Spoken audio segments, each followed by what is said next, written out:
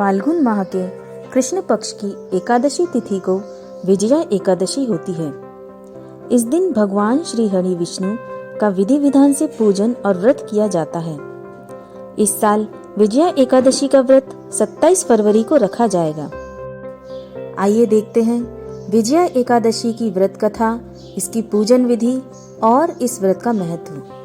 लेकिन इससे पहले दोस्तों, अगर आपने मेरा चैनल अभी तक सब्सक्राइब नहीं किया है तो प्लीज़ इसे सब्सक्राइब कर लीजिए और नोटिफिकेशन की बेल आइकन ज़रूर क्लिक कीजिए, जिससे आपको मेरे आने वाले वीडियोस की नोटिफिकेशंस भी मिलते रहें। एकादशी का अर्थ है विजय देने वाली एकादशी। मान्यता है कि इस व्रत के पुण्य से जातक को कार्यों में सफलता प्राप्त होती है और शत्रुओं पर जीत भी हासिल होती है। इसके अलावा मृत्यु के बाद मोक्ष की भी प्राप्ति होती है। इस साल विजया एकादशी व्रत सर्वार्थ सिद्धि योग और त्रिपुष्कर योग में है। ये दोनों ही योग 27 फरवरी को प्रातः 8:49 से प्रारंभ हो जाएंगे और अगले दिन 28 फरवरी को सर्वार्थ सिद्धि योग का समापन प्रातः 6:48 पर होगा। वहीं त्रिपुष्कर योग का समापन प्रातः 5:42 पर होगा।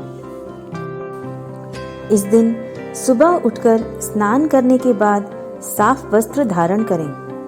अगर संभव हो तो एकादशी व्रत का संकल्प लें। घर के मंदिर में पूजा करने से पहले एक वेदी बनाकर उस पर 7 धान, उड़द, मूंग, गेहूं, चना, जौ, चावल और बाजरा रखें। वेदी के ऊपर एक कलश की स्थापना करें। अब उसमें आम या अशोक के 5 पत्ते लगाएं। वेदी पर भगवान श्री हरि विष्णु की मूर्ति या तस्वीर को स्थापित करें।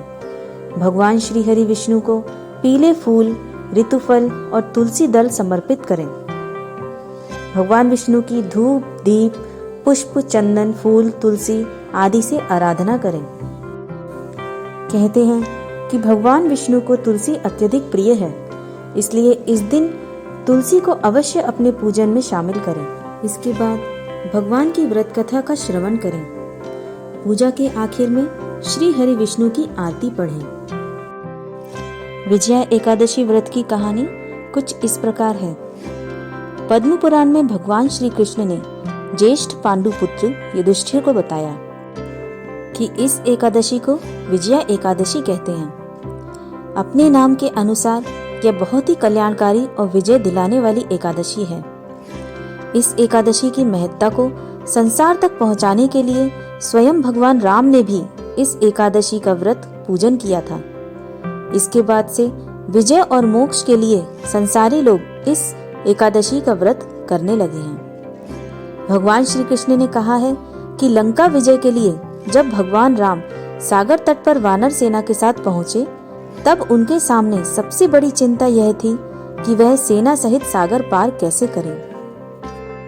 ऐसे में लक्ष्मण जी ने भगवान राम को संबोधित करते हुए कहा कि हे प्रभु, आप सबको जानते हुए भी जो यह मानवीय लीला कर रहे हैं, उस कारण से आप इस छोटी समस्या को लेकर चिंतित हैं। आपकी चिंता को दूर करने के लिए आपसे निवेदन करता हूँ कि आप यहाँ पास में ही निवास करने वाले ऋषि बकदालभ्य से मिलें। ऋषि यहाँ से आगे का मार्ग सुझा सकते हैं। लक्ष्मण जी के अनुनय पूर्ण वचनों को सुनकर भगवान राम बकदालभ्य ऋषि के पास गए। ऋषि को अपनी सारी परेशानी बताई और कोई मार्ग सुझाने के लिए कहा। ऋषि ने बताया कि आप सेना सहित फाल्गुन मास की कृष्ण पक्ष की एकादशी को सेना सहित भगवान नारायण की पूजा करें।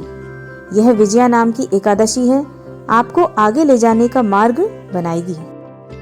ऋषि की बात मानकर भगवान श्री राम, लक्ष्मण, हनुमान, सुग्रीव और समस्त वानर सेना ने विजया एकादशी के व्रत को रखा और उसके प्रभाव से रावण के बंधन से सीता जी को मुक्त करवा दिया। जो इस एकादशी व्रत की कथा को सुनता और पढ़ता है, उसे वाजपेयी नामक उत्तम यज्ञ का पुण्य प्राप्त होता है। इस कथा को कहने के बाद शाम के समय भगवान विष्णु की आरती उतारने के बाद फलाहार ग्रहण करें। रात्रि में हरि भजन करते हुए उनसे अपने दुखों का नाश करने की प्रार्थना करें ध्यान रखें कि व्रत धारण करने से एक दिन पहले ब्रह्मचर्य धर्म का पालन करते हुए व्रती को सात्विक भोजन ही ग्रहण करना चाहिए। मित्रों, आज के वीडियो में बस इतना ही। अगर आपको मेरा ये वीडियो पसंद आया है तो प्लीज़ इसे लाइक और शेयर ज़रूर कीजिए और मेरे चैनल को सब्सक्राइब करना मत भूलिए। धन्यवाद।